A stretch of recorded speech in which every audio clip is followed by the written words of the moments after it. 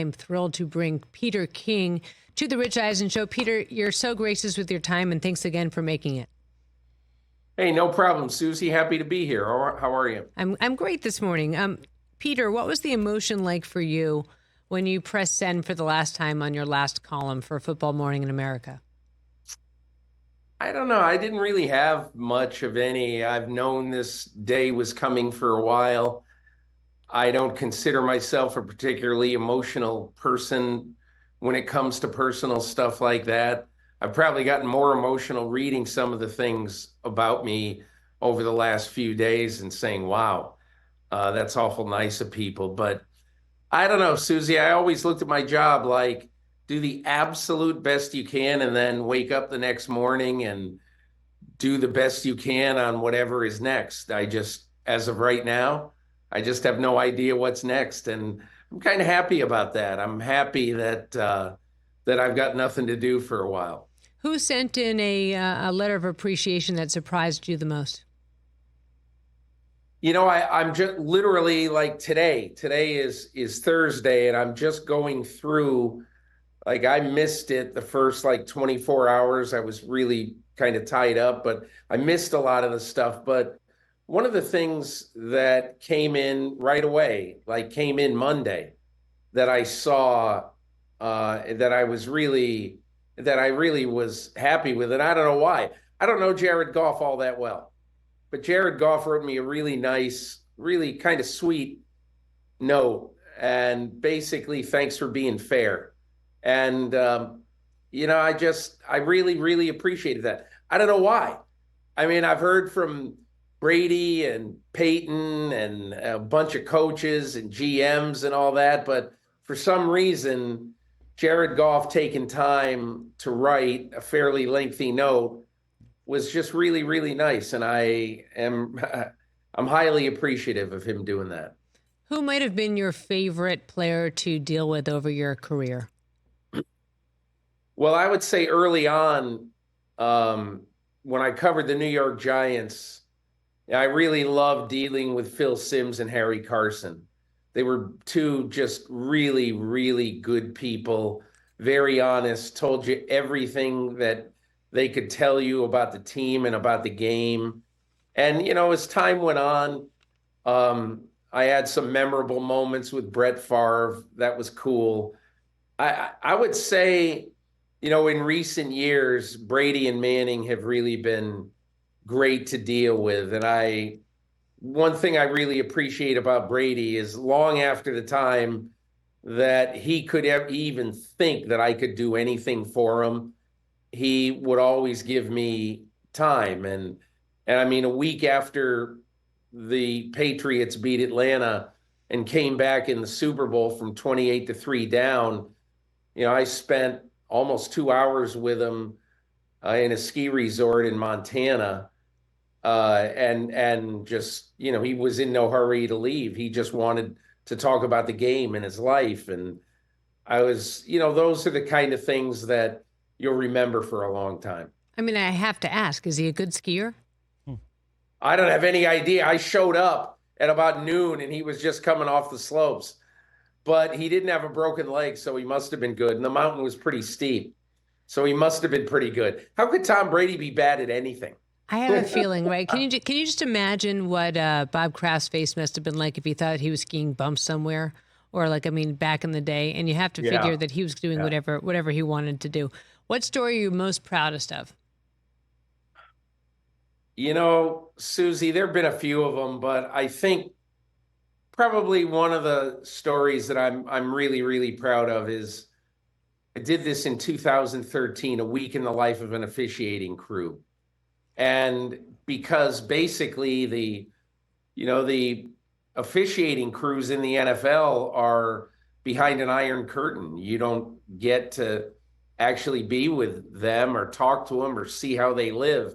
And what was so educational about that, I was with the referee, Gene Steratore, in his house in Pennsylvania when the grades from the previous Sunday's game came in. And he did not have a good game, according to the graders. And when he stood up from the computer took a deep breath. He just walked away and he just said, well, there goes the Super Bowl. I mean, he'd been having a really good year, but it wasn't only being with the referee. I went to the back judge's home, Dino Paganelli in Grand Rapids, Michigan, and sat in on a day of him teaching high school AP social studies. And it was, it's just so cool to see that the officials, at least as of now, have other lives. And so I was with them, and then I was with them before and after the game that weekend, Ravens Bears at Soldier Field. And that was such a great education because everything I was seeing was brand new. What's been maybe the best moment of your career where you said, where you realized that you were special, that you had an impact? What story might it have been? I think it might have been the fact that, this was 28 years ago. Brett Favre was addicted to Vicodin, and he was going into rehab the next day. And I got him on the phone the previous night. He was leaving crack of dawn to report to rehab in Topeka, Kansas. And he told me everything. I mean, he almost died in this off season. And he told me the whole story, including really one of the most memorable things I've ever heard an athlete utter, which is essentially, I don't have the exact quote in front of me, but it was essentially, everybody looks at me and they say, oh my God, I'd love to be Brett Favre.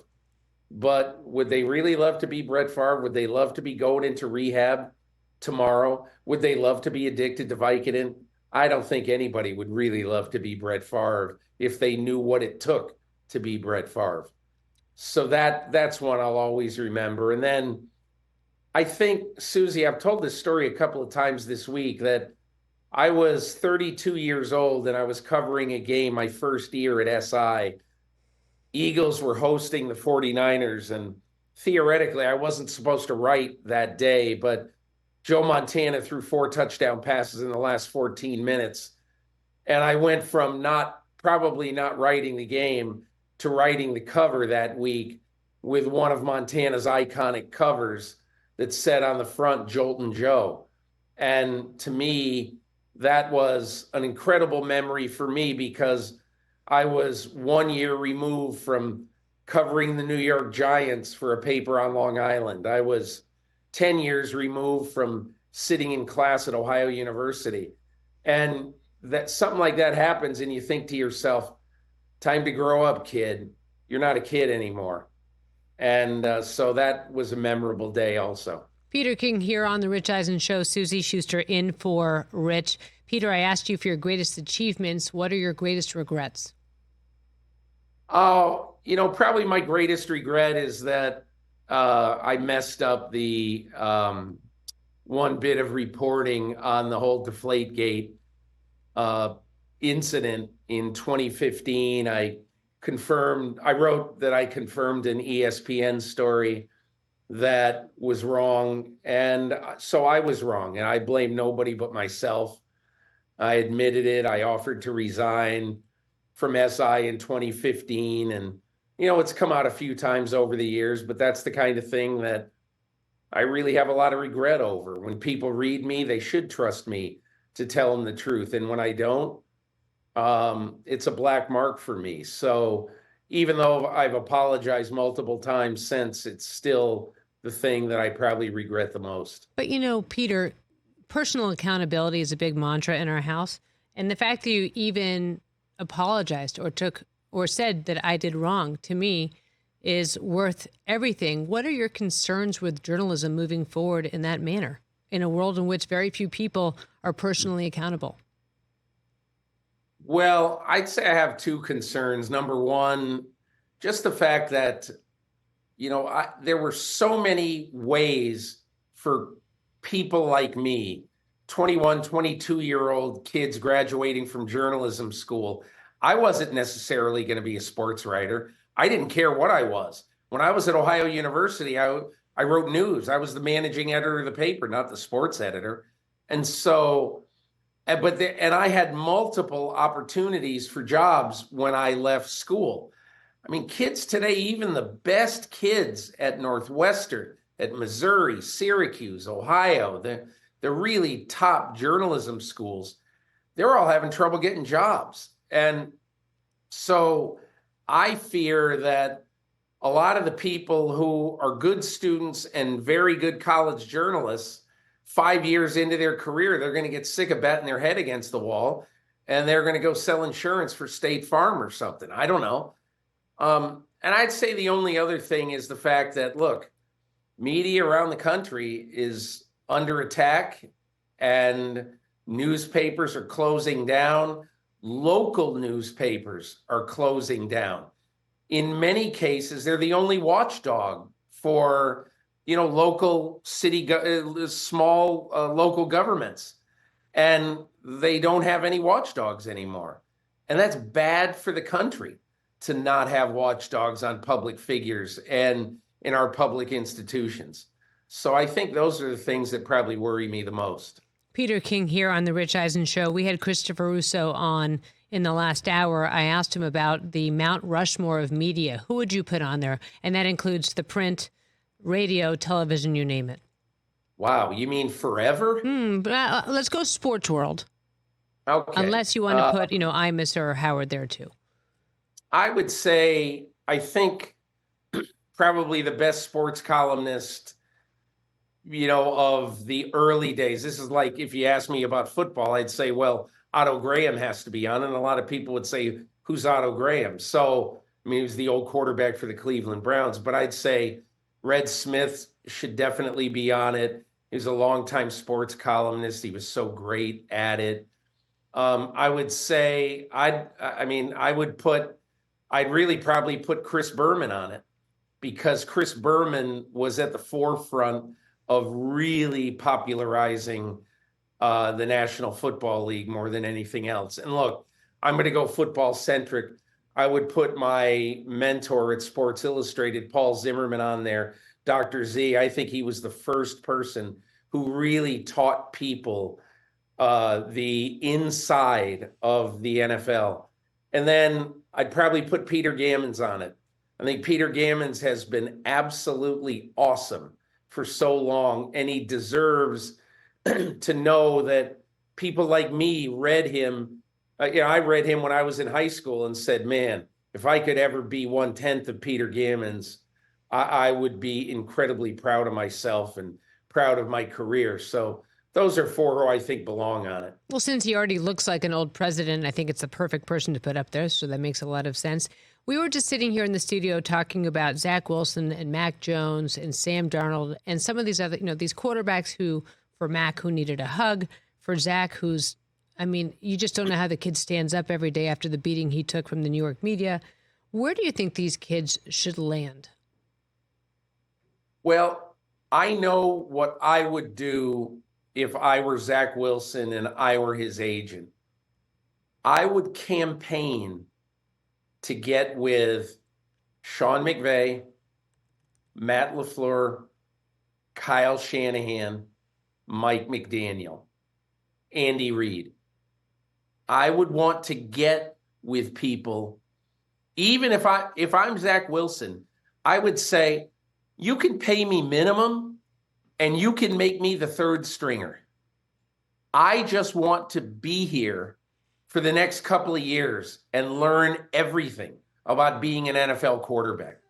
That's what, if I were any of the people you just mentioned, that's what I want to do. But particularly Zach Wilson, who I think is one of those guys who just needs to be for a while. And we need to find out whether one day maybe he would be able to be a great quarterback. Look, I had a stat in my column, Suzy, maybe about a month ago about Trey Lance. And I said, Patrick Mahomes threw more passes this year than Trey Lance has thrown combined in the last 7 years, which includes his senior year at Marshall High School in Minnesota. There's a reason why Trey Lance has failed to this point. And that's because he's so incredibly young and inexperienced in the job. And look, I think he's in a pretty good place right now in Dallas. And Mike McCarthy's very fundamentally sound. But all of those guys, they need to get somewhere and train under brilliant coaches, in my opinion.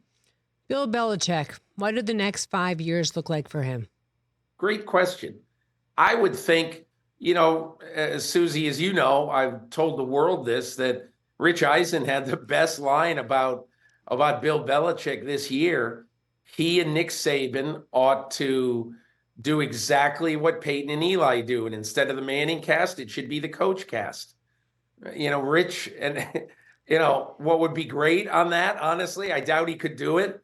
I'd love to see Rich sitting in the middle of them and just have them on for a game. Maybe, maybe CBS or Paramount Plus or Peacock or somebody. They do one game a weekend, and they do it on a streaming service. Who knows? Maybe Roku, it's are you listening, guys? Great idea, Peter. Great idea. Yeah. I love the idea, and I think Bill Belichick needs to rehab his image a little bit. I think the fact that he got one interview out of 7 openings, not including New England, is a disgrace, in my opinion. If I were Josh Harris in Washington, I have no idea why he wouldn't have wanted to sit in a room with Bill Belichick for 4 hours, downloading his brain about what he should do with his head coaching job, even if he were to decide that he didn't want to hire Belichick. Yeah, I mean, even with the reports that he's sitting in with all the quarterback interviews today, clearly he's a owner who wants to be in the room. Why not pick Bill Belichick's brain? I don't get it. I want to tell you quickly, since you mentioned that, when I told Rich, I was reading your column right before he was getting out of bed, and I said, Rich, you're not going to believe it. You're in Peter's column. And he was honestly so touched and over the moon that he was in your last column. It meant so much to him. So thanks for that. Nice. Chris, what do you got? Peter, I know this matters to you as much as it does to me. What are the Red Sox doing? I don't know. I might go to one of their games next week in Florida. I'm going to go to spring training. I don't have any idea. It looks like they're trying to become, the Tampa Bay Rays. I don't know why they haven't gone out and got Jordan Montgomery. And obviously Jordan Montgomery and Blake Snell, you've got to ridiculously overpay for them. Yep. But they've ridiculously overpaid for a lot of players in the last few years. And I wish they would ridiculously overpay for just one. It's just so frustrating to watch all the bats leave town, the Mookie Betts trade, and now they get rid of Verdugo, so it's zero. They gave away Mookie for nothing. I don't really mind them getting rid of Verdugo. I didn't hate him, but he certainly had proven he wasn't going to be an answer. True. Really, he's a nice player. To me, he's always been kind of a filler. But I guess I look at this and say, Craig Breslow's a really smart guy. I hope he can figure out what's really important. But, I just hope they win 70 games. I think that might be a lofty end of it, though. Peter King here on the Rich Eisen Show. Peter, you think we'll ever know why Malcolm Butler didn't play in the Super Bowl? I think, in my opinion, and this is going to sound almost ridiculously elementary, Bill Belichick very often went on practice and went on effort. And what I had always heard about that week is that and that period of time is that Malcolm Butler was getting killed in practice. And does it matter? Should it have mattered? I can't tell you. And I don't know that to be a fact. That's the thing I had always heard. But I don't know. It's hardly the the biggest mystery now with the documentary out about the Patriots. It's hardly the biggest mystery of about 20 mysteries that have been brought to the front of that series. Did you learn anything watching this documentary? It's been phenomenal. Yeah, I haven't watched very much of it, but the one thing I learned is how much seeming enmity there was between I knew that there was some bad blood between the Kraft family and Bill Belichick, but it seems like there was a lot more than some. And I think it comes down to this fact that when Bill Belichick did not want to continue as the HC of the NYJ back in 2000, back at the turn of the century, nobody else wanted him but Robert Kraft. Nobody in the league wanted him. I don't know where he was going to coach, if he was even going to coach in the year 2000. But having said that, Bill Belichick was wanted by one man, and that was Robert Kraft. He ignored all of the people in the league who said, man, don't hire this guy. He'd be awful. And he did a very, very intelligent thing. He didn't listen to the noise. He hired him, and the rest is history. And I've always believed that Robert and Jonathan Kraft had basically said, Bill Belichick forgot January of 2000. Even though he's done great things for us and we are grateful, he's forgotten how he got here in the first place. So do you think that he is the coaching genius that he is spoken of? Yes. Or do you do? I think he's a coaching genius. There's no question about it. And, it just goes to show over the years, I do understand. Everybody said, well, he didn't win without Brady. Well, you could say that about some of the greatest coaches in the history of football. I mean, an awful lot of the really great coaches did not win without a great quarterback or quarterbacks. And so that's why when I look at this, I think it's the dumbest argument, since I've been covering the NFL. Well, how great is Belichick? He's never won without Tom Brady. Well, so what? Did Paul Brown win very much without Otto Graham? No. And so I mean, and we could go through a lot of these. I absolutely think he's brilliant. And I've talked to enough offensive coaches over the years, the latest in December, when I sat in Andy Reid's office after they beat New England in Foxborough when the Patriots were a mess. And Andy Reid is just shaking his head, and he said, oh, my God, how frustrating it was to coach today against that defense. So, yeah, I do think he's a genius as a coach. He's not without flaw, but I do think he was a genius. Last question for Peter King. Peter, who's the one interview that said no to you that you just can't shake the disappointment? Gee, I don't mean this to sound ridiculous, but nothing stands out. And nothing, I'm sure people have said no to me, but quite honestly, I've never let that bother me too much.